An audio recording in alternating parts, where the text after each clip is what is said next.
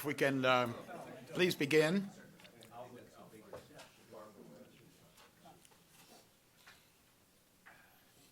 This is the program on constitutional government, and our guest today is Wilfred McClay, who's a professor at the University of Oklahoma. He's the G.T. and Libby Blankenship Chair holder in the history of liberty. That's good. In the University of Oklahoma, he comes recently from the University of Tennessee. He's a Southerner. By adoption, yeah. By adoption. All right. That means not a real Southerner? Or? Well, no, I think it may mean a more real Southerner. More real. A chosen Southerner. Yeah. You know, all right. evangelicals say that you're a child of God by adoption. So it's sort of like that. Yeah. There's nothing routine. All right. So, and he was educated at St. John's College and has a PhD in history from Johns Hopkins University. This was not written by me, but I wish I had written that lovely sentence. It was educated at St. John's College and has a PhD. I might have written it at some point in my history. That's certainly the way I feel about the matter. Yeah.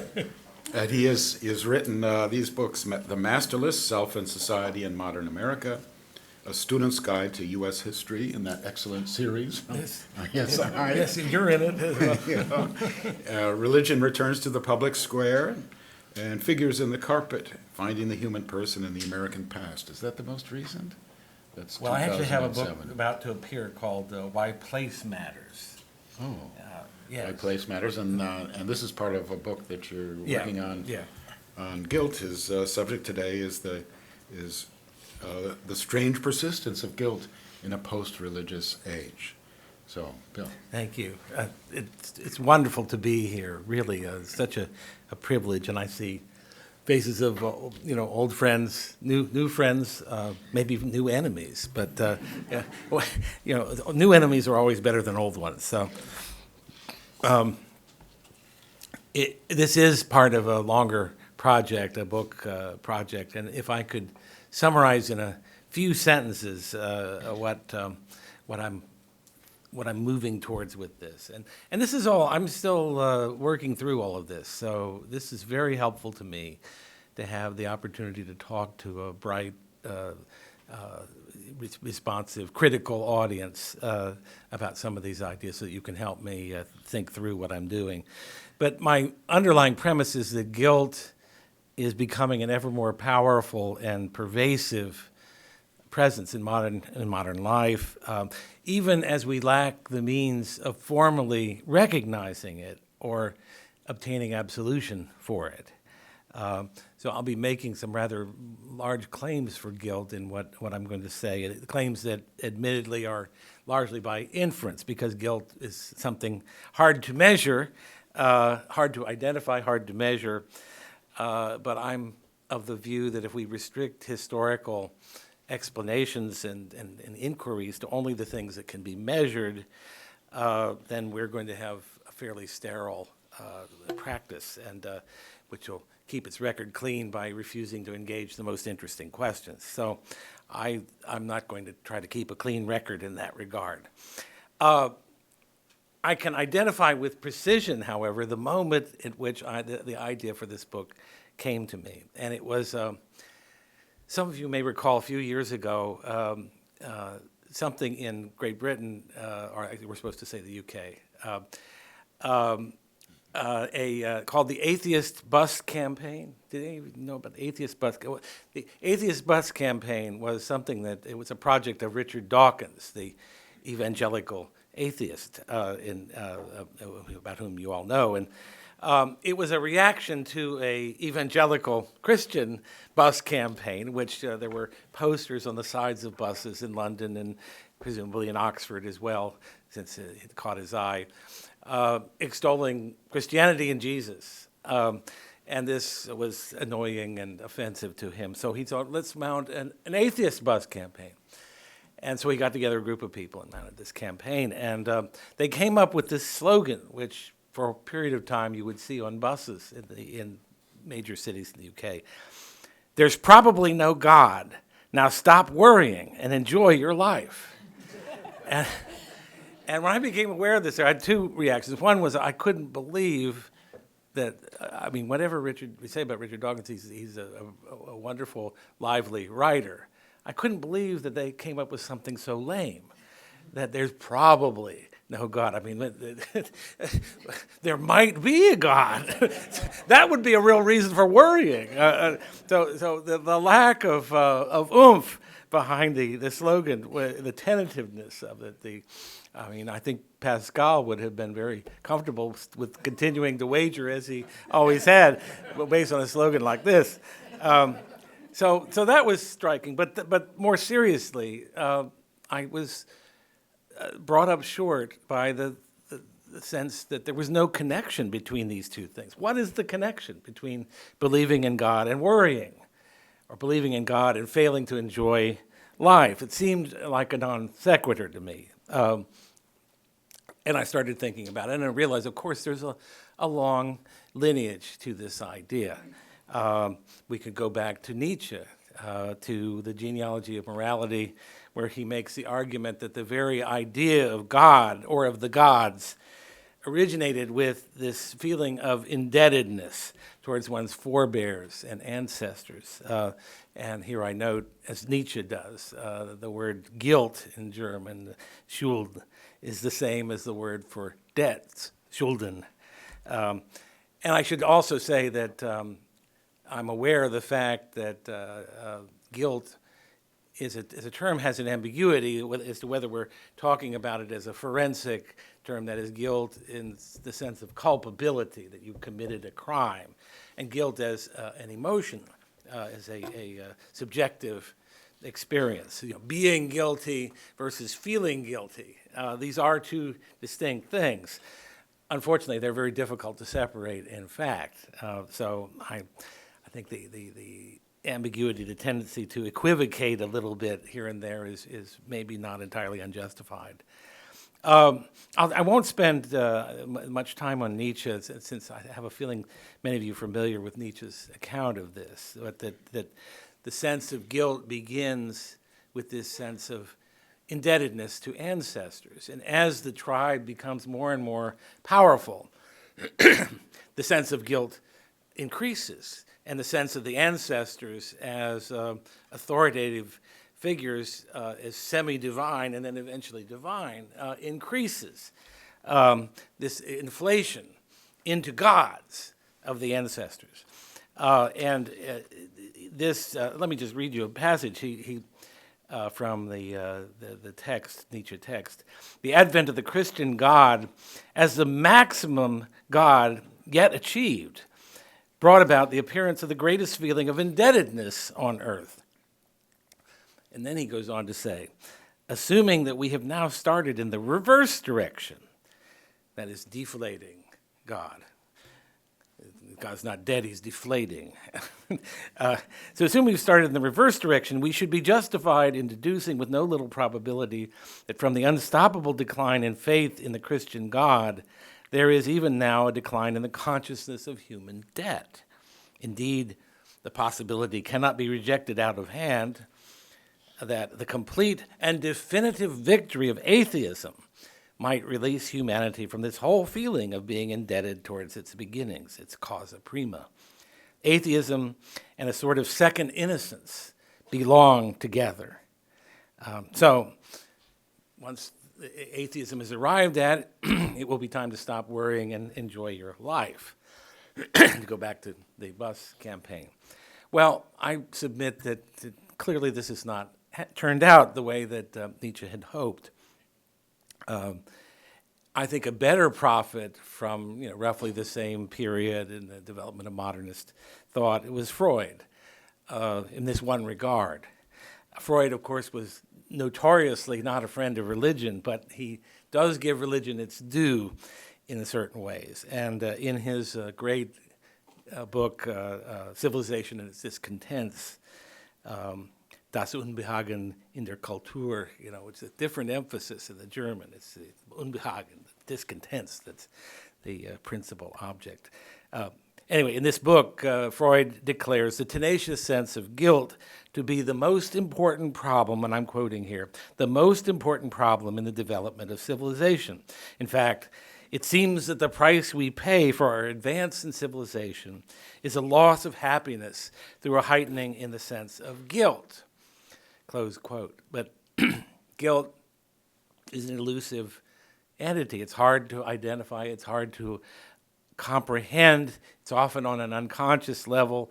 It often appears to us, Freud says, and I quote, as a sort of malaise, Unbehagen, discontent, for which people seek other explanations, internal or external. I believe that in this respect, Freud, while mistaken in many other things, that's a subject for another day, showed prophetic insight in formulating this seeming paradox. By connecting the phenomenon of rising guilt to the phenomenon of civilizational advance, he was pointing out an unsuspected but perhaps inevitable byproduct of progress itself. And he was pointing out a problem that will only become more pronounced in the generations to come, one for which his own invention of psychoanalysis was no solution, but remains an issue of unrelenting importance. Excuse me. Thanks in part to Freud, we live in a therapeutic age, and nothing illustrates that fact more clearly than the ways in which guilt's power, its sources of its power, and the nature of the antidotes to it has changed for us. Freud sought to relieve in his patients the worst mental burdens and pathologies imposed by their hyperactive consciences, while deliberately refraining from judging whether the guilty feelings emanating from those consciences had any basis in fact. In other words, he sought to relieve patients' guilt by removing guilt's moral significance, redesignating it as just another psychological phenomenon. He sought to demoralize guilt, to treat it as a strictly subjective phenomenon. Health, instead, was to be the sole remaining criterion for success and failure. And health was a matter of maintaining a tolerable equilibrium among the competing elements of the psyche. So this non-judgmental therapeutic worldview, whose seeds he planted, has come to full flower in America, modern America, which in turn has profoundly affected the standing and meaning of even the most venerable of moral transactions. Take, for example, the various ways in which forgiveness is understood now. Forgiveness, forgive my throat here. Forgiveness is one of the golden words of our culture. To forgive others is taken to be a sign of munificence, of a sacrificial heart, a heart that recognizes the fleeting nature of life. Oh, thank you. And our human frailty, very much including our own frailty, expresses a kind of transcendental and unconditional regard for the other, free of anger or vengeance. Yet forgiveness, rightly understood, does not deny the reality of justice. For to forgive whatever else one is doing, one suspends the just and legitimate claims that one has on the other in the name of a higher ground of love or solidarity or whatever. That's why real forgiveness is costly and rare. However, if you go to an average American bookstore and look in the psychobabble section or whatever it's called, you'll find something very different. You find titles like this: Total Forgiveness. Forgiveness, how to make peace with your past and get on with your life. Choosing forgiveness, your journey to freedom. And forgiveness, the greatest healer of all. There are dozens of websites devoted to forgiveness, including one I'm particularly fond of called Forgive for Good by a man named Frederick Luskin, Ph.D. Whenever people have the words PhD or the letters PhD after their name, I'm suspicious. He is the director and co-founder of the Stanford Forgiveness Project. I think the trademark people at Stanford ought to go out after this guy. He declares that forgiveness is for you and not for anyone else. I'll have more to say about Dr. Luskin, PhD, in a moment, but even the very, I think, fine and respectable journalist Greg Easterbrook has an article that you can find on the BeliefNet website called "Forgiveness is Good for Your Health." Now, and I don't want to disparage these things completely. There is something valuable about being released from poisonous emotions and the like. But the shift in emphasis is notable, is it not? That in the new meaning, forgiveness is all about the forgiver and his or her well-being. And the motivation sometimes borders on the suspect, as Dr. Luskin put it, my sage on this subject. Remember that a life well lived is your best revenge. Forgiveness is about personal power. So this is a long way from Shakespeare's Portia in The Merchant of Venice, a wonderful speech about the quality of mercy, which droppeth as the gentle rain from heaven and blesses both him that gives and him that takes. And it's a long way from the idea, the most fundamental idea of forgiveness, that is the cancellation of a debt, a monetary or other debt, or the pardoning of a criminal offense. In either case, suspending the very rightful demands of justice. So my point is that we value forgiveness. If anything, we valued it too much, but we're very confused about it. In our confusion, we produce a situation in which forgiveness has lost its weight as well as its meaning. Like similar acts of confession or apology, other transactions in the moral economy of sin and guilt, forgiveness is in danger of being debased into a kind of cheap grace, a waiving of standards altogether, a sanctimonious way of just moving on. So there's a problem with the understanding of guilt and forgiveness in our day, a transformation of them into floating signifiers without any clear connection to the antecedents to which they once corresponded. And as I've tried to establish, this is partly because of the transformation, the influential therapeutic view that the experience of guilt does not involve genuine moral issues so much as it does the interplay of psychological forces. This might be called the fundamental unreality of guilt. The guilt is something psychological and not out there. But this is not the only factor that confuses matters. There's another factor at work, and I call this the infinite extensibility of guilt. Maybe you'll have a better term for me. This proceeds from a different set of assumptions, and I see it as a byproduct of modernity's proudest product, its ever-growing capacity to comprehend and control the physical world. In a world in which the web of relationships between causes and effects becomes ever better understood, in which the means of communication and transportation are ever more effective and efficient, in which individuals become ever more powerful and effective agents, the range of our potential moral responsibility and therefore our potential guilt also expands. It can expand to literally infinite proportions. In such a world where there are few intrinsic limits to what I can do, there's almost nothing for which I cannot be in some way held accountable. I can see pictures of a starving child in a remote corner of the world on my television and know for a fact that I could travel to that remote place and relieve that child's immediate suffering if I cared to. Now, if I were living in the 17th century or some even fairly recent earlier time, it would simply have been a practical impossibility. I mean, that's the distinction. It is possible. One could do this. Might be silly, foolish, insane even, but it's something that one could do. Whatever donation I make to a charitable organization, it's never as much as I could have given.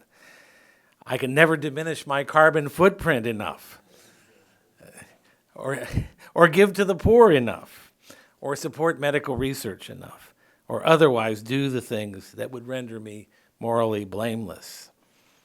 Although I was happy to see this morning in my hotel room that I was using soap that was produced cruelty-free. That did make me feel a little better about occupying the space I occupy. But so colonialism, slavery, structural poverty, environmental degradation, pollution, deforestation, so on. The demands on an active conscience are literally as endless as an active imagination's ability to conjure them. And I have to say, too, that I find it's easy to laugh at this. It's actually quite liberating to laugh at it at times. But I also find that many of my students who are the most morally sensitive, morally aware, morally impressive in a certain way are also susceptible to this kind of thing. So it's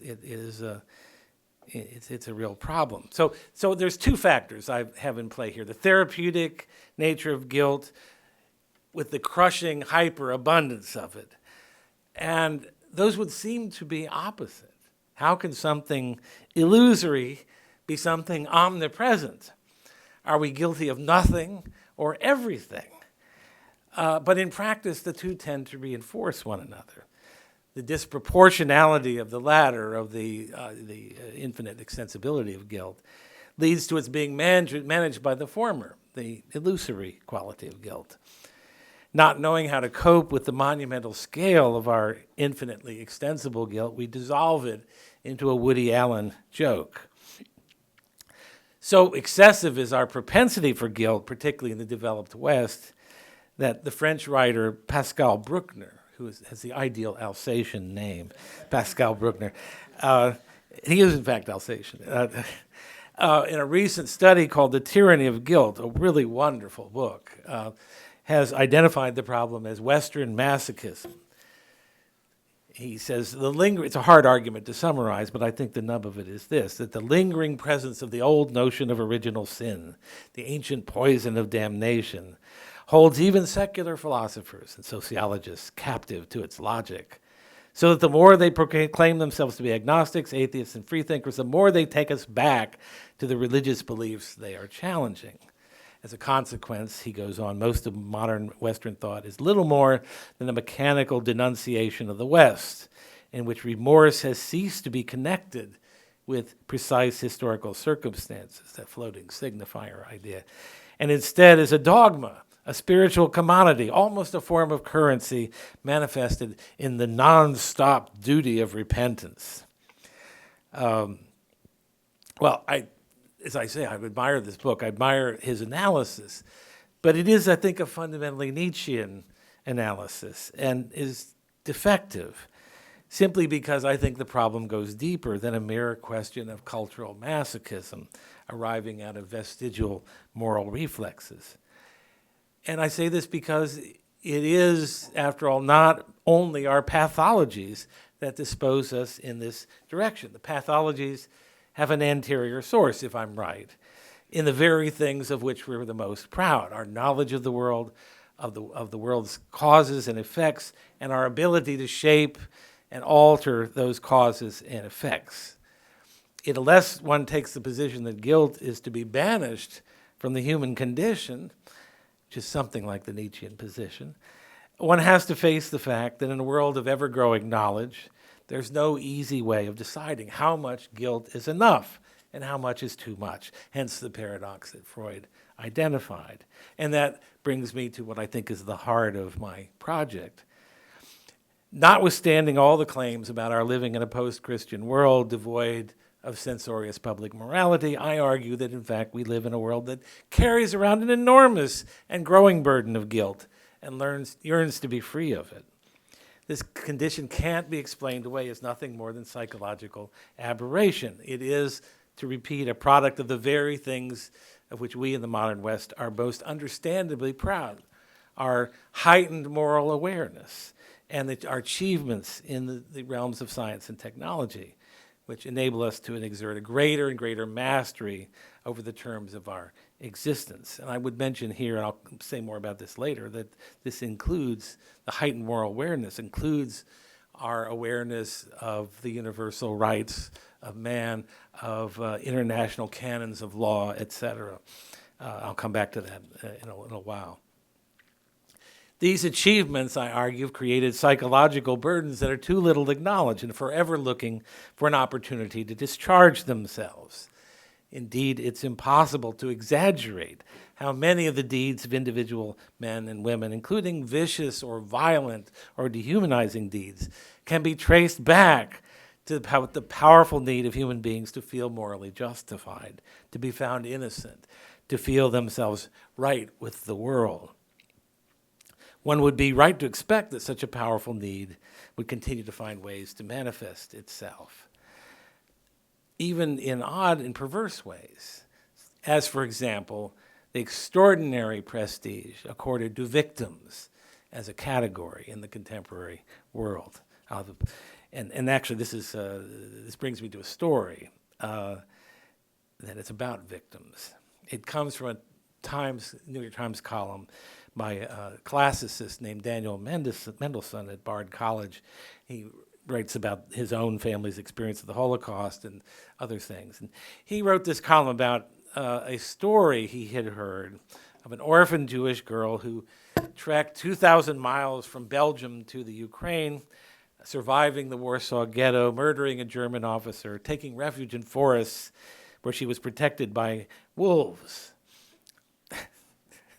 The story was given wide circulation in a 1997 book and was generally accepted as true. But at the time of this column, which is actually written in 2008, it was discovered to be a fabrication created by a Belgian Roman Catholic woman.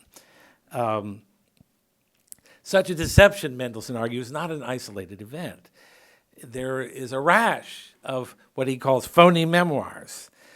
The notorious child survivor Holocaust memoir, Fragments, or Love and Consequences, the putative autobiography of a young mixed-race woman raised by a black foster mother in gang-infested Los Angeles. These books, Mendelssohn says, were a plagiarism of other people's trauma. Nice phrase. Plagiarism of other people's trauma, written not by members of the oppressed classes in question, but by members of relatively safe or privileged classes. The authors had an unusual degree of identification with their subject. Even this Belgian Roman Catholic woman, when she was confronted with her fabrication, she said, "The story is mine, not actually reality, but my reality, my way of surviving." Well, Mendelssohn goes on to draw some good conclusions about this, about our various pathologies, but I think he misses something. It's not just that we're too committed to the idea that empathy, above all else, trumps in our culture. It's something else. There have always been stories about stolen valor, about people who claim to have had military exploits that they did not have. And it's obvious why people do that, whether, it's not an admirable thing, obviously, but they want to be thought a hero. They want to be admired for their military prowess or whatever. These authors that Mendelssohn's writing about are different. They are appropriating not stolen valor, but stolen suffering. They identify not with heroes, but with victims. It's a peculiar kind of identity theft. How to account for it? Why would such comfortable, privileged people want to identify with victims? And why would their efforts appeal to a substantial reading public? And more generally, why the extraordinary status of victims as a category in the contemporary world? And I believe the explanation is traceable back to the extraordinary weight of guilt in our time, the pervasive need to find innocence through moral absolution, to discharge one's moral burden somehow, and the fact that the conventional means of finding that absolution are no longer available. Making a claim to be a certifiable victim or to identify with victims does offer a substitute means by which the moral burden of sin can be shifted and one's innocence affirmed. In the modern West, the moral economy has always been tied and remains tied to the Judeo-Christian tradition. And the fundamental truth about sin in the Judeo-Christian tradition is that sin must be paid or otherwise discharged. It can't be dissolved, it can't be repressed, it can't be borne forever. In the Jewish moral world in which Christianity originated, and without which it would have been unthinkable, sin had always to be paid for, often by the sacrificial shedding of blood. Its effects could never be ignored or willed away. Forgiveness or expiation or atonement, all these concepts promised freedom from the weight of guilt, but they were grounded in a moral transaction and enacted within the universe of a moral economy of sin. For us, the question is how, in a society that retains Judeo-Christian moral reflexes, but has abandoned the corresponding metaphysics, how can a credible substitute means of discharging the weight of sin be found? Some of you may remember in 1973, 40 years ago, Carl Menninger published a book, but Whatever Happened to Sin? It's worth reading, although it's a rather pedestrian book, because it combines, he's operating out of the therapeutic tradition completely. And the first half of the book is how great it is we're getting over hang-ups about masturbation and this sort of thing. And then suddenly he shifts gears and says, but what's going to happen when we lose the concept of sin? We can't allow this to happen. So it's an interesting book just as a rather pedestrian and inconsistent and confused account of this sort of juncture that we were beginning to reach at that time. Let me skip ahead a little bit here. Well, no, I don't want to skip ahead. So one workable way to be at peace with oneself and feel innocent is to identify with a victim or to be one. That's why the Mendelssohn story is so important and so profoundly indicative, even if it deals with a very extreme case. It points toward the way that identification with victims, appropriation of victim status, has become an irresistible moral attraction for so many of us. It suggests, because the readers of these books also participate in that, it suggests the real possibility that claiming victim status is the sole sure way left of absolving oneself and securing oneself of fundamental moral innocence. It explains the moral prestige of victimhood in modern Western societies.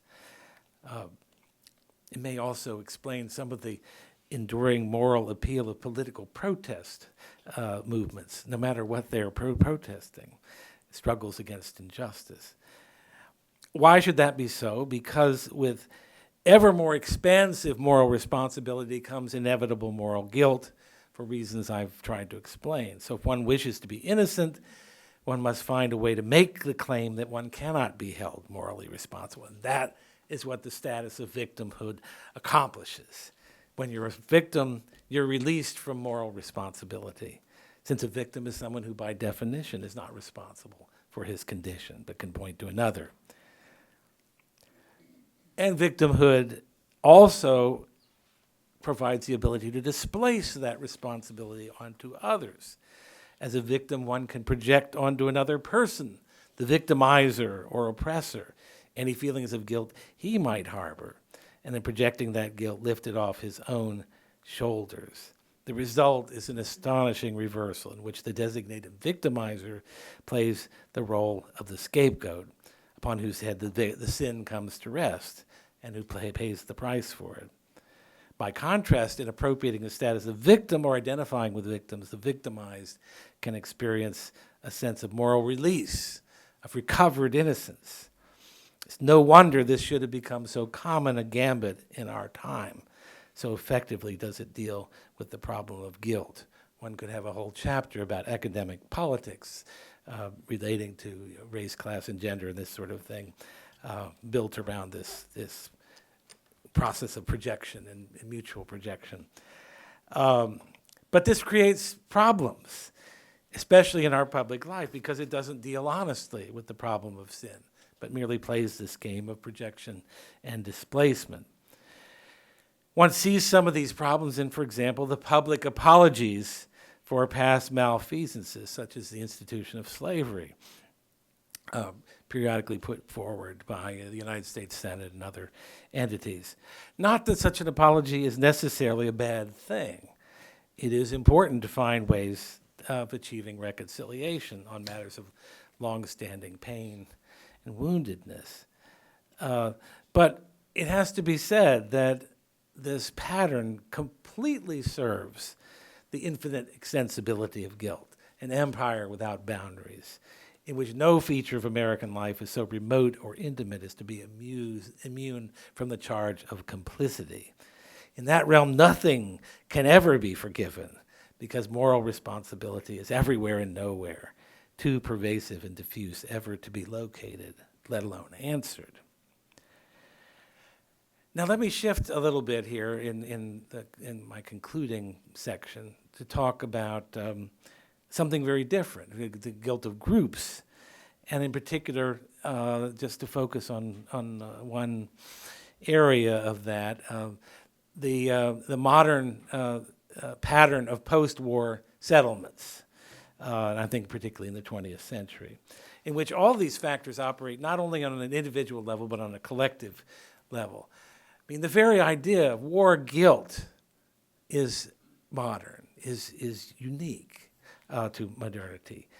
The assignment of responsibility for causing a war, the designation of war guilt, the assessing of punishments and reparations, the identification and prosecution of war crimes, the compensation of war victims, and so on. All these are thought to be essential to settling a war's effects justly. They're part of the moral economy of guilt as we now conceive it on the national and international level. But the standards have been steadily raised, and the demands of justice are very difficult to satisfy and very demanding. As the political scientist Thomas Berger, who is son of Peter Berger, declares at the beginning of his recent book on war and guilt in post-World War II Europe, I love this sentence, "We live in an age of apology and recrimination." Hear, hear. Guilt is everywhere around us, and its potential sources have only just begun to be plumbed as our understanding of the buried past widens and deepens. This is where you see the father. I have another quote here. This sounds like it could have been Peter Berger. "Sooner or later, we are all going to be sorry," as we know more and more about the past.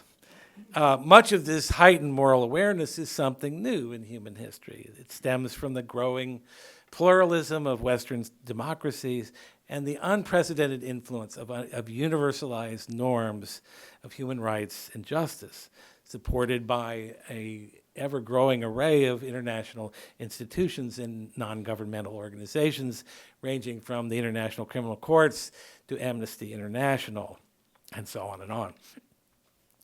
In addition, the larger narratives with which nations organize and relate their history and constitute their collective memory are increasingly subject to monitoring and careful scrutiny by constituent ethnic, linguistic, cultural, and other subgroups, and are responsive to the demands that that the histories reflect those groups' interests and the nation's past misdeeds toward them.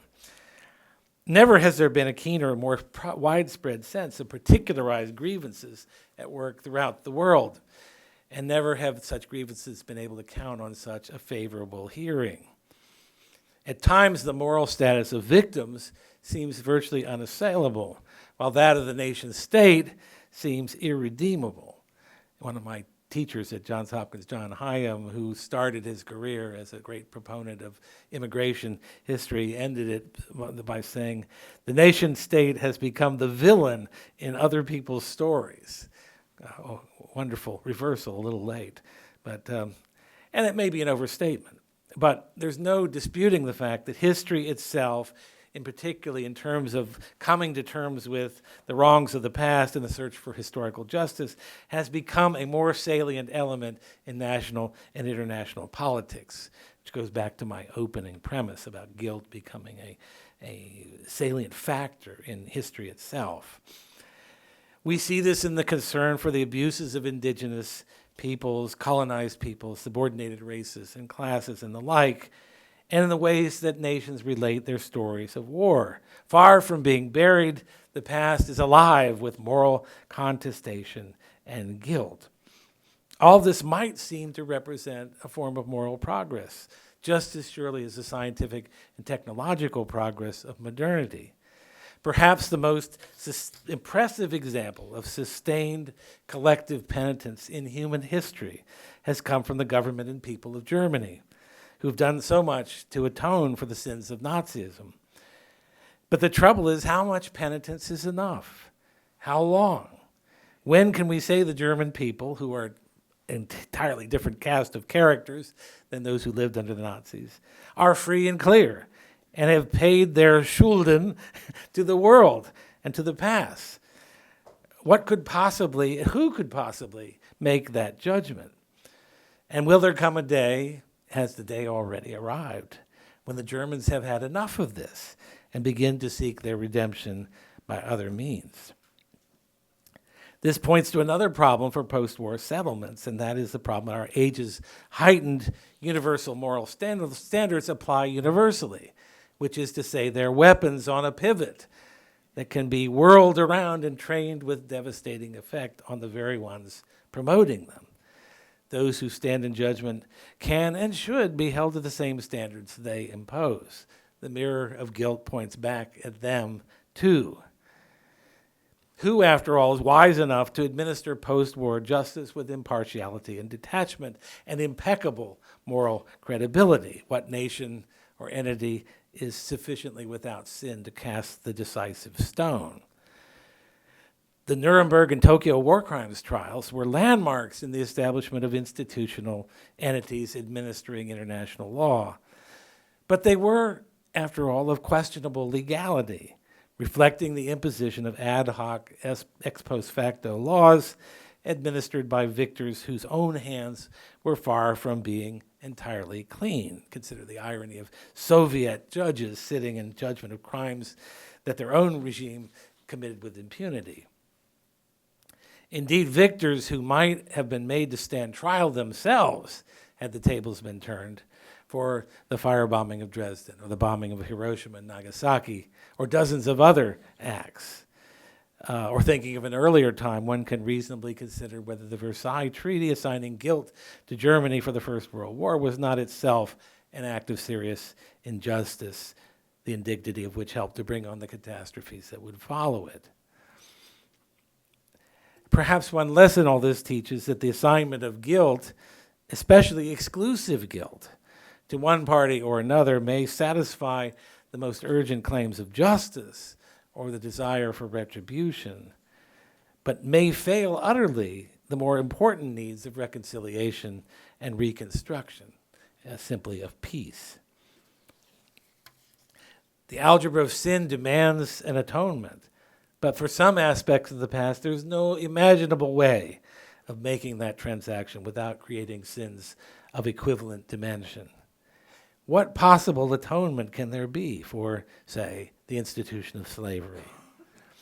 It is no wonder the issue of reparations for slavery surfaces periodically, and yet it is simply beyond the power of the present or the future to atone for the enormities of the past in any effective way. The takeaway, though, for those of us who teach history, and I think here of American history, but I think it's true across the board, is that a proper moral education needs to involve a knowledge of our individual and collective guilt, a guilt for which there is no easily defined limit or imaginable atonement. This is not a very satisfactory state of affairs, but what to do about it is another matter. As my account suggests, therefore, there may be an intrinsic conflict in post-war settlements between the quest for justice and the path to reconciliation. Sometimes the latter may result in opportunistic decisions that come to seem genuinely shameful in retrospect. David Blight's book, Race and Reunion, dealt with just such a conflict in the wake of the American Civil War, arguing that the reconciliation of North and South, though miraculous after such a bloody internecine conflict, was achieved at the expense of the freed slaves, whose rightful demands for simple justice and dignity would wait a century before being fulfilled. This is what Thomas Berger in his book calls the tragedy of transitional justice, a pattern of accommodation and half measures that he finds to have been acted out to a greater or lesser extent in the Austrian, German, and Japanese responses to post-war rehabilitation. In all such instances, the requirements of large-scale social change were too daunting.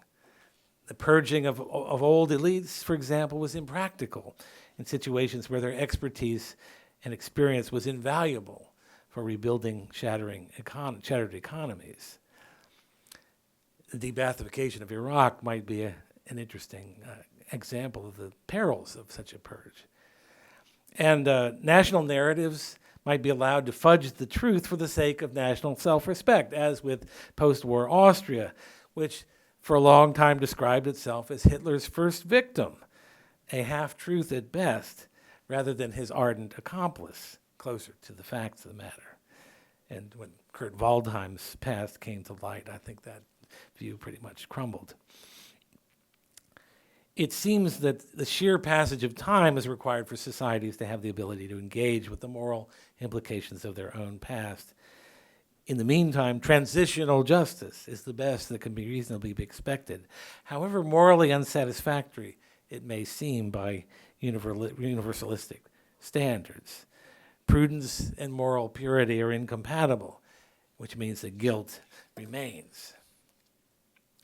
So, just a couple of words in conclusion. Where does this leave us? Back, I think, to Freud, to his argument that guilt is a concomitant of modernity, that it will grow and ramify with the development of all the things that we deem to be progress. And Pache, Richard Dawkins, if he's capable of being pacified, the expunging of religion is unlikely to produce worry-free people. On the contrary, religion was and still is for a great many people at least one way that the moral economy of guilt could be managed and satisfied. Its elimination leaves nothing in its place. So it appears the atheist bus campaign, notwithstanding, there's no simple way to stop worrying and enjoy your life. That this subtractive Rousseauistic ideal of human innocence, man is born free but is everywhere in moral chains, is a mirage. Guilt is a relentless hunter, not easily erased, and it knows often what it is seeking. It finds its relief not in forgetting, but in absolution and atonement, just the kind of release that a post-religious age no longer offers. Thank you.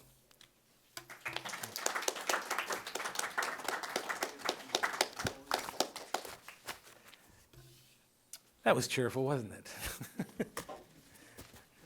Yes. Thank you, McClay. Thank you. I have a question about the first part of your talk. Forgiveness, of course, as you say, presupposes justice. But I couldn't help thinking when reading that part of your talk, what about let him without sin cast the first stone? Or the Portia, a different part of the speech you quote, none of us is worthy of what we ultimately need, grace. So let us not judge, even if righteously, because we too can be judged, lest we be judged. So I like your description of forgiveness and guilt in our time as sort of floating signifiers, having lost what they connect to. But I wonder if the weightier aspect of forgiveness pertains to justice, or rather to hopes of divine forgiveness, transcendence, despite, beyond justice. We none of us deserve eternal life, but authors from Plato to Paul Tillich show we can't, as mortal beings, we can't avoid wanting it. We can't avoid wanting it, longing for it. That's human nature. Less because of justice than because of that hope of transcendence. So, in a way, even the sillier forms of guilt have a kind of a weight, that they're a response to mortality. Yeah, I mean, can you formulate that into the question? Is it about justice, ultimately, that desire for forgiveness? Or is it somehow ultimately about wanting to be right with a larger order? I think it's much more the latter. Yes, I think it's much more the latter. Okay. And forgiveness is really used in this talk and in the essay that you read as more of an illustration of the way in which a whole range of moral transactions, as I call them, that are associated with peccability, with sin, with transgression, whatever term you want to use, and the way that we make it right, both individually and within the societal calculus. So it's really just an example of it's not really central to my larger argument. But yeah, I mean, I think that one of the things I'm sort of arguing beneath all this is the notion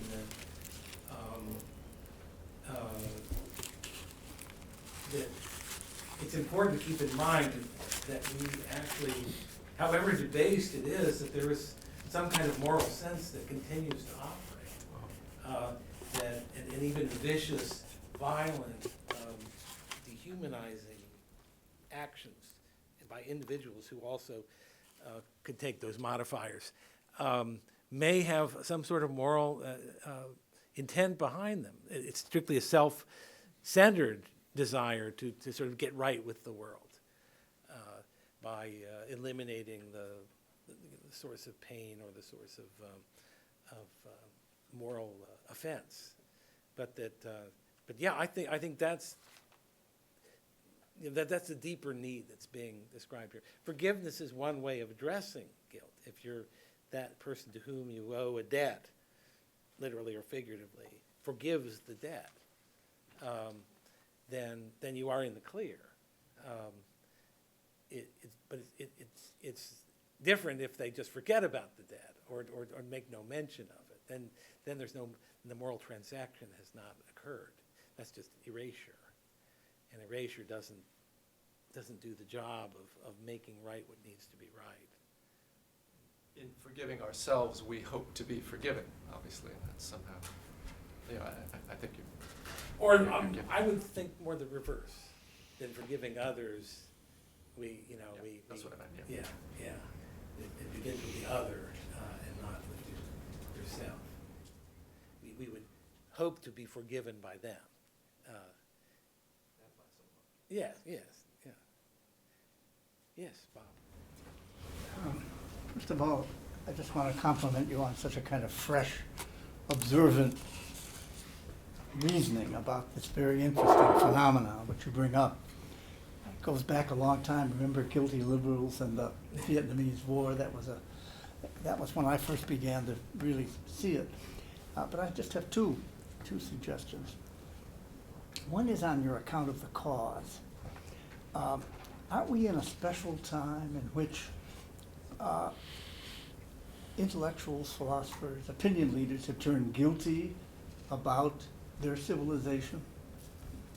Oh yeah, no, and I think that's what Bruckner's argument is to a large extent. He makes very well the argument that in fact the West's ability to see its own sins is a sign of its superiority, of its ability to engage in self-criticism that no other civilization has ever been able to do to the same extent. But the whole big banana, the whole civilization is in a way. So there's a possibility of a kind of comprehensive guilt from that peculiar half Nietzschean, half Rousseauan, God knows, half what else. Yeah. No, I think you especially see it in radical environmentalism. I mean, this is where the very human presence. And on the other hand, the is peculiar noxious. understanding of justice, which you brought out,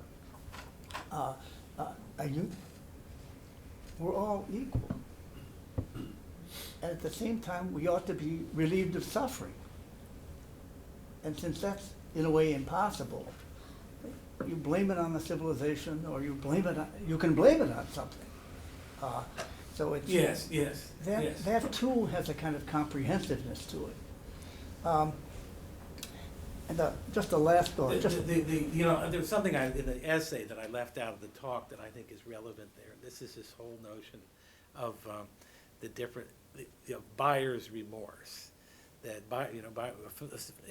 something that you can only be familiar with if you have the ability to buy. I mean, people living in huts in Swaziland don't have buyer's remorse over whether they should have gotten a Sony or Panasonic.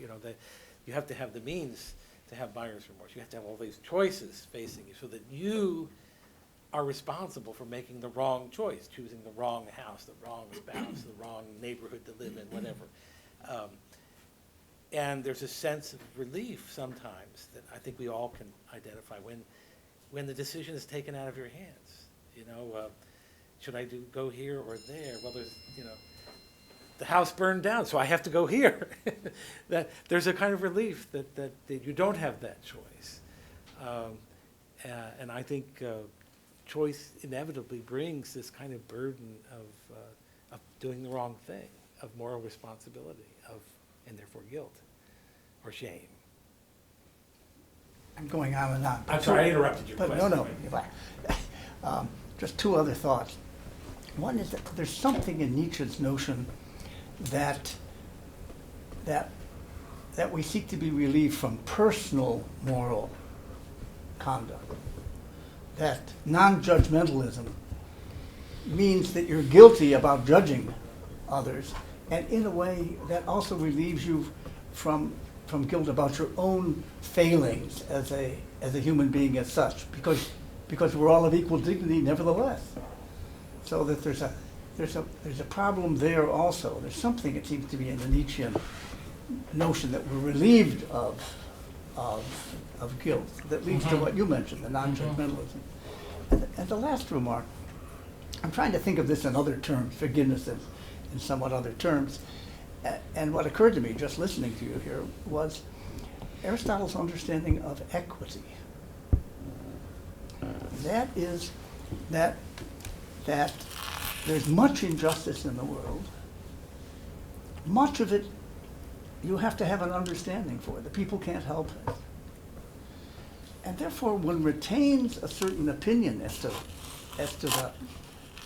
a certain discrimination as to the character, good and bad, of the many actions we do, while at the same time either disdaining or understanding, in a way, these mistakes. And to some extent that helps one understand one's own weaknesses also. So that would be a somewhat different way of comprehending some of what you're speaking about. You understand Aristotle's education of us is in part understanding that there are various kinds of justice, there are various kinds of regimes, there are various kinds of people, all of that. But you can understand that without going for either diversity, we're all equal but different, or what you also rightly worried about, a kind of moral purity. No, I think that bears my thinking about. That might even be something I could sort of make a real exploration of in the larger project. I think that's a great idea. Yeah, Mark. Yeah, I'm so persuaded by your notion of guilt or arising from too many possibilities, all the things that we could be addressing, but it's now choice not to do good. But what strikes me is that this idea seems to have burgeoned just more or less parallel with the rise of moral relativism, and they seem so divergent. Is moral relativism just a phony that nobody really takes seriously except people writing academic books, or is it? How do those two things jive? They seem so antithetical. Well, obviously, I've thought about that a lot, and I'm not sure what the right answer is, but I do think they both exist. The therapeutic notion of guilt that's fairly compatible with moral relativism. So I mean that I have already touched on this mystery without resolving it, but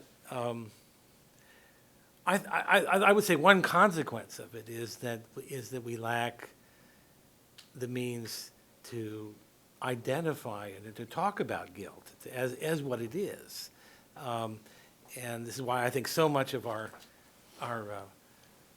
public life is and I think particularly in academia, I think that there's, when you think of the depths of guilt regarding issues of race, just for example, in academia, and the way in which people deal dishonestly and poisonously with their own feelings of guilt by finding somebody else who is more guilty that then becomes the pariah. And, Mark Landy is a racist,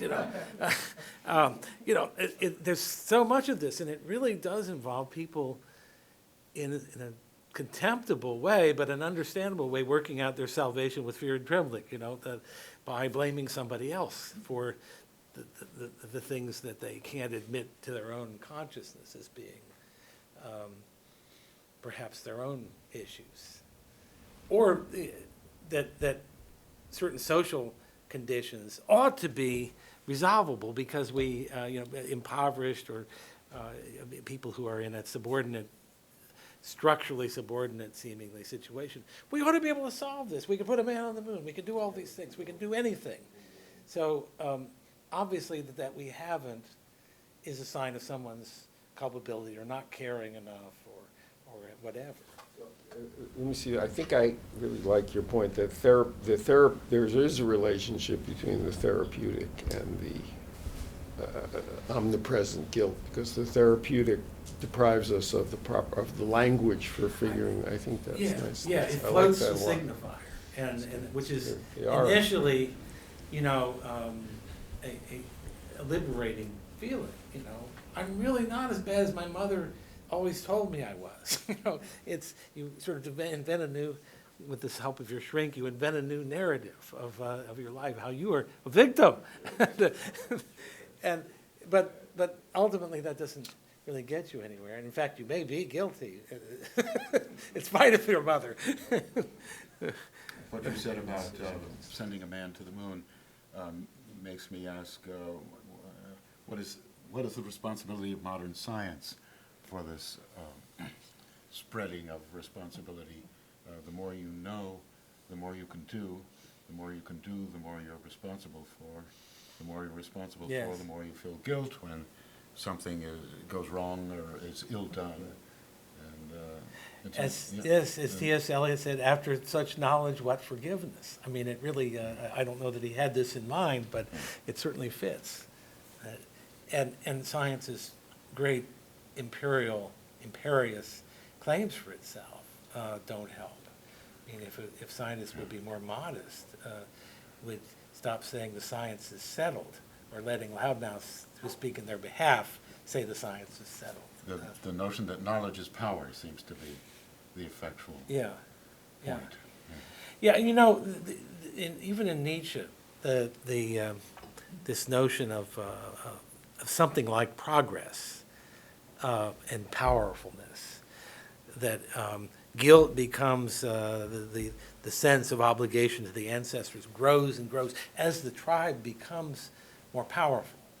And it looks back to the ancestors more and more as deities, and hence, in his account of things, it increases the load of sin, the load of guilt, the sense of obligation that can never be fulfilled. So there's some kind of, on that primitive and probably mostly conjectural level, I mean, Nietzsche had no evidence for any of this, but except his fertile imagination. But there's a correlation in both cases, which the power, it's not knowledge producing power, it's the cohesion of the tribe and its success against its enemies producing power, but that power giving rise to this pathology, this sense of guilt. Yes, sir. Have you thought about the consequences for individually or collectively of this weight of guilt? Does it incapacitate us to, is failure our future because we're increasingly consumed with guilt and not with setting that aside and moving forward? And Well, yeah, I mean, the great lack in all this is I have no idea what we should do about any of this exactly, except that it does seem to me that formulating the problem is a beginning. That if we think that the only thing wrong with the idea of progress is that it just needs to progress more, that there may be some intrinsic trade-offs in the idea that innovation and greater and greater power to manipulate our environment is going to produce happiness, is going to produce a cessation of these feelings, of these discontents, is wrong. Which is not to say that innovation is bad. It's not to say that we shouldn't continue to strive in the directions that we have for the improvement of particularly our medical discoveries. But we shouldn't be under the illusion that these solutions are not going to produce problems of their own. That in some way the human condition has a sort of tragic, inescapably tragic dimension to it. And that's not the kind of solution that most people, particularly Americans, want to hear. But it does, there's this sort of image of the horror. A lot of conservatives in years past have been drawn to this, a horror of the perfection of human life that would produce nothing but these sort of California girls, as far as the eye could see, kind of shallow, pleasure-seeking, Huxley, Brave New World kind of people. I actually think that's unlikely. I think that the more that the prolongation of life, for example, becomes a possibility, the more jealously people will guard the lives that they have, the less willing they will be to take risks. Because, in fact, to risk your immortality, it is not, it's not worth walking out of the house to do that. So I see many more Howard Hugheses in the future, people who live in sort of antiseptic rooms so as not to endanger the 160 years that they've got yet to live. And that's an example of the kind of irony that I think we're sort of missing in the way we think about these things. That the human response to technological change is not a fixed thing. It's not easily predicted by me as well as anybody else, but it seems to me much more likely to produce discontent than content for us to be able to have radical prolongation of life. Yeah. I'm favoring this side of the room. I'm sorry, but after her, I'm going to look over here. All the language. The subject I find extremely interesting, but I don't know if I'm entirely persuaded that guilt is increasing, that it's greater in our age than it has been in the past, especially, from some of the things you said, I wonder if you might say that it's a mile wide and an inch deep, the sort of guilt that's pervading now. I don't know, growing up, I went to a sort of old-fashioned Catholic school for grade school, and they taught us the traditional Christian view that, even a saint sins 7 times per day, and it's basically human nature is very sinful. You're constantly, there is recourse that you can become reconciled with God, but you keep sinning over and it's not like it's some kind of easygoing release that you just that you're content and it's very whereas now it's true that people are, there's a kind of guilt about a lot of things. On the other hand, do people really feel that guilty about the starving child on TV or something? And if they did, they can sponsor one of those children, and people don't really, if they do actually sponsor one of those children, they do tend to feel pretty good about themselves. They don't tend to think how terrible I am, I'm only sponsoring one. They tend to feel like isn't it partly that people just don't even actually, that the shared responsibility, as you say, means in a way no real responsibility, that one doesn't really believe that child's life rests in one's own hands, because there are lots of other children, lots of other people who might sponsor. In other words, one doesn't actually make any real effort, and there are all kinds of things one could do if one truly believed in it and so deeply felt guilty. You can buy a Prius, you can sponsor a child, you can do 1,000 other things, isn't it? You're making my case. I actually, with a lot of what you're saying. I hear you. What I would say is, first of all, that this school setting you described, that's within a sort of ecclesiastical and moral universe in which there is something very specific that you can do that has sort of transcendental sanction to deal with your seven or 7 times 7, however many sins, and it has to be renewed every week, sooner if you like, but and of course confession is part of it too, classically, but that's an understanding of a kind of moral transaction, which of course it goes back to the reason I mentioned the Jewish tradition and the shedding of blood and all that is because the Eucharist is really just the Christian version of that, mediated through the person of Christ, who's the Paschal Lamb, the sacrifice for all sin. But it's part of that same tradition of the ways that sin is paid.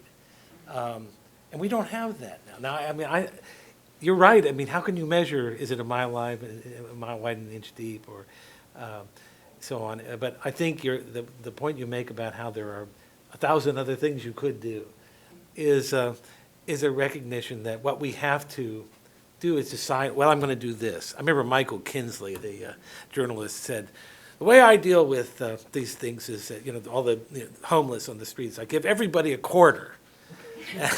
and even then, a quarter wasn't worth very much. And I thought, well, that's one way to do it. Said, I don't try to sort out who's deserving. I just give obviously, at a certain point, if there were thousands of people on the street, he wouldn't dole out a quarter to each one. But there is that kind of attitude that okay, I'll do what I have to do so that I can check that box and move on. But that's a fairly shallow sensibility. I agree. So I don't know. It bears thinking about. But you do say that the actual feeling, not just its pervasiveness, but the strength of the feeling you're claiming is. Yeah, well, I mean, and here I cite the authority of Freud, which I'm sure in this setting is pretty much of a conversation stopper. But I think it makes sense that as we are more powerful, that there are more things that we know we could do and don't. It's a different kind of, I mean, maybe there's another word that needs to be introduced here. Something with a taint of the concept of anxiety. But there is a different kind of sort of intentional inattention. That Michael Kinsley is a great example of that, that I know this is really BS, but it checks the box, and so at least I'm not a hard, cold Reaganite. I'm giving everybody a quarter. So there may be a certain way in which people work out their own bargains, but who are they working out the bargain with, other than themselves? There is no larger sort of authority, but the rules are still the sort of moral requirements that you can't ignore the starving person in the street, even if you're not a Christian, even if you're not a person of any kind of religious faith that requires that response from you. We still have those reflexes, and may we continue to. I'm actually a great defender of guilt. I think it's a good thing, and I would not want to see it eliminated, because it's a part of it's like a part of the moral nervous system. It tells you something is wrong, but like the nervous system in our bodies, it can get out of whack when it's not telling you about things that are actually there and telling you about things that aren't there. But I have no ready refutation of the argument that no, we're not more guilty. It's very hard to quantify. Oh yes, Ross. Maybe your last comment answers me, but there seems to be a paradox in our time. On the one hand, personal responsibility has declined, and people say, my upbringing made me this way, or even my genes or whatever.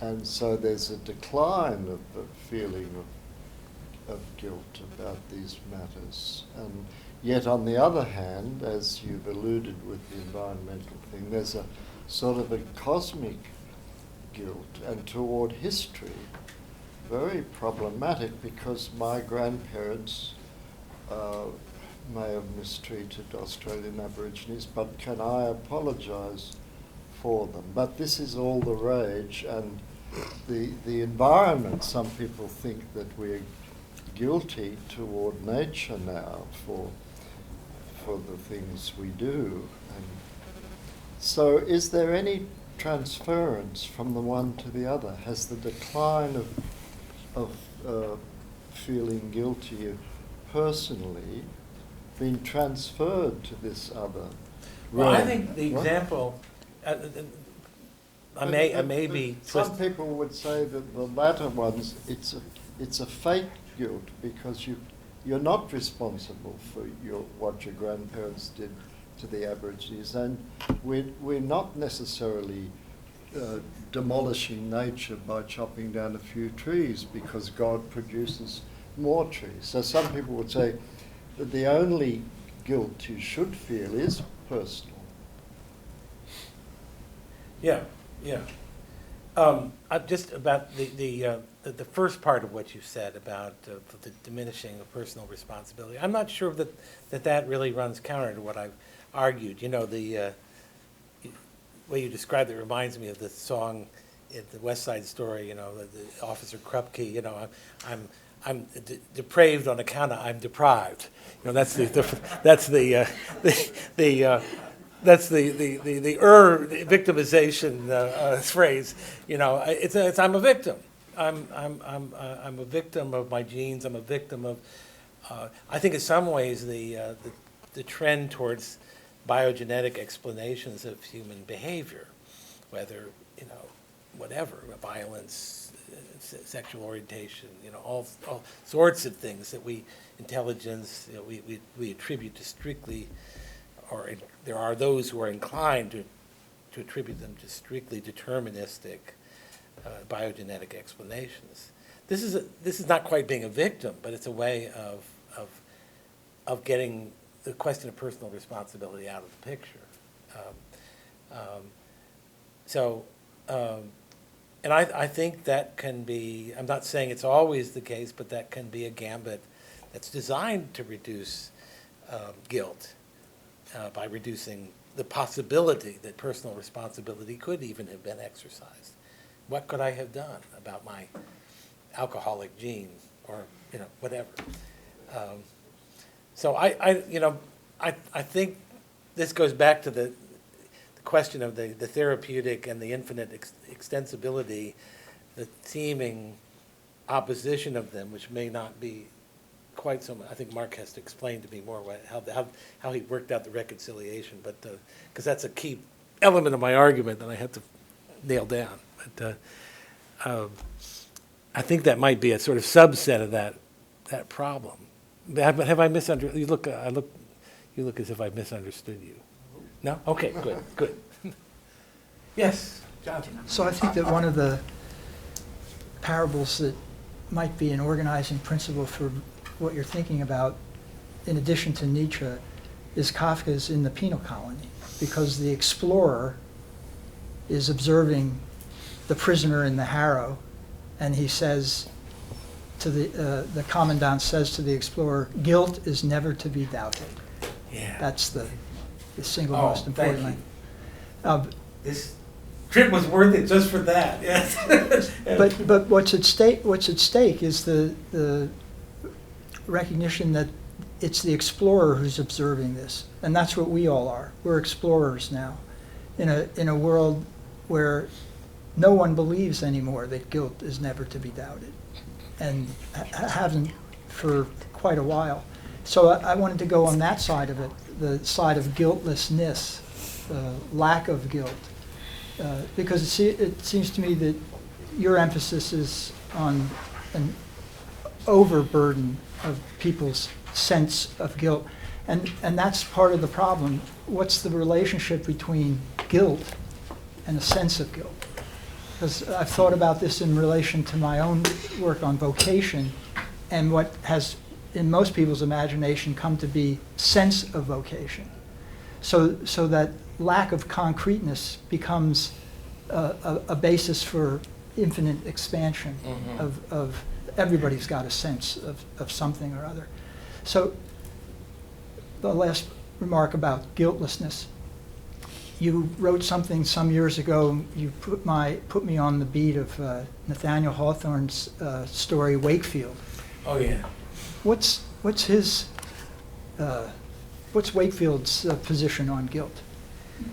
Hawthorne's or Hawthorne. Yeah, Well, yeah, and Hawthorne. yeah. Yeah, well, but you have to go through the character too. Well, I mean, Hawthorne to me is the poet laureate of guilt and of particularly secret guilt. No, I think he's fantastically insightful. I've even thought about having a chapter on Hawthorne in the book. But thank you again for the Kafka reference, which I had. It just blazes with brilliance now as a place I need to go with this. But I'm going to sound like Freud here, but guiltlessness is not always a sign of guiltlessness. That is, because it's not a cigar. But no, what I mean is that people who strive for the condition of guiltlessness, who proclaim the condition of guiltlessness, may, in fact, be whistling in the dark of guilt. So it's very hard to know how to take those kinds of proclamations.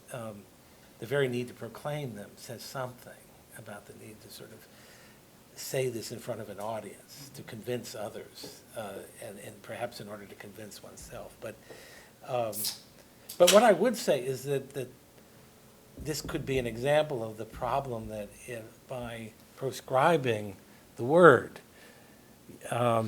we make it more difficult to talk about what's really going on. If we simply deny that could be an adequate description, or at least partial description, of the condition that's being addressed, we try to achieve an erasure, what I call an erasure, and all we achieve. The spirit of Sigmund Freud is in me today, but we repress it. But we don't necessarily eliminate it. I could say that when I go through the grocery line now, I much preferred when the cashier said, "Have a nice day," to "Do you want to donate $1 to?" Oh yes, yeah, no, exactly. Well, I prefer staying at hotels where they don't.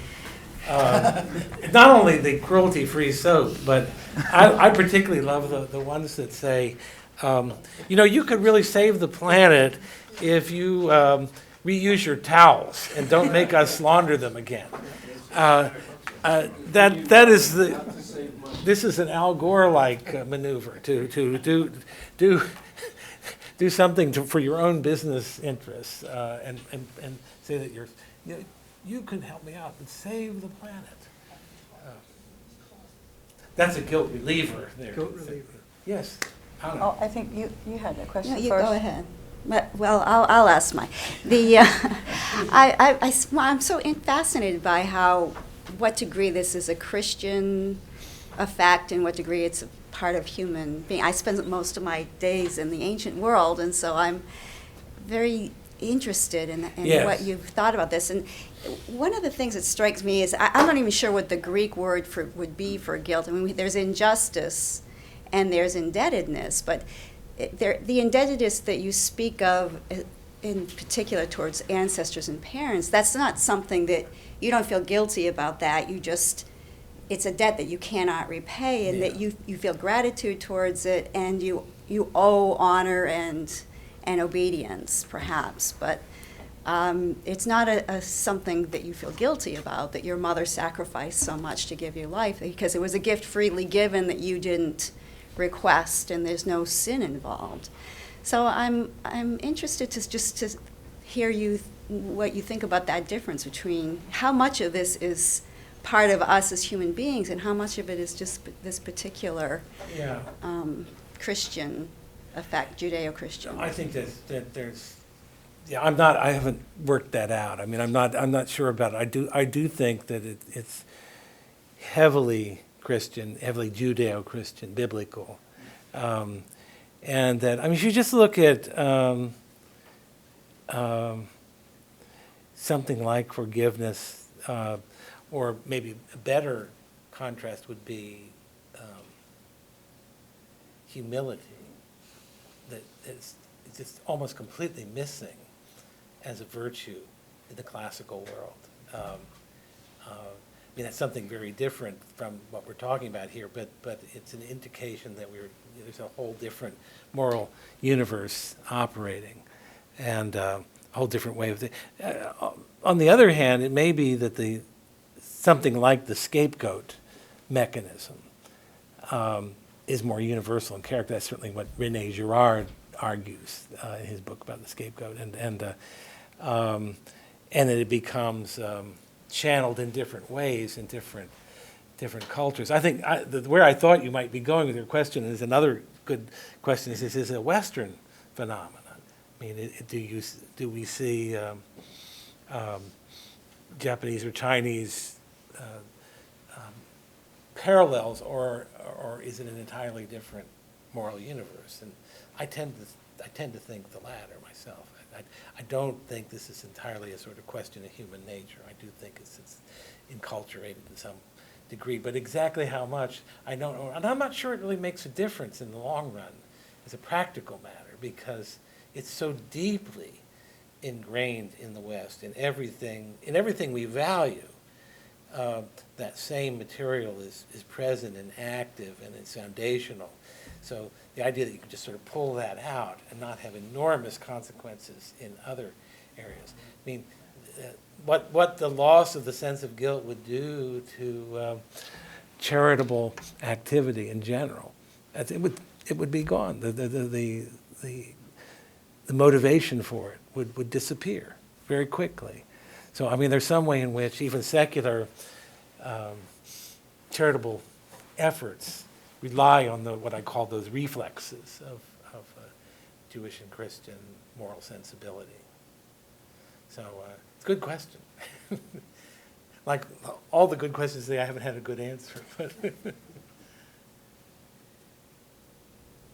yeah, no, my question went probably in the same direction, and the question part is, do you have for yourself worked out an account, both historical but also individual or on a natural level, of what you call the reality of guilt? Because obviously you were indicting that it becomes where basically it's a delusion, and we can fix that by therapy or other things. That's not true. You can see that, and so what's the real account of guilt, and how does original sin, or these kinds of accounts figure in there? Because somebody talked about fake guilt as the guilt of the ancestors. I mean, in a way you could say that account is the fake guilt account par excellence. I mean, it's Adam who does something, or Eve, and I'm still guilty. So obviously there is something that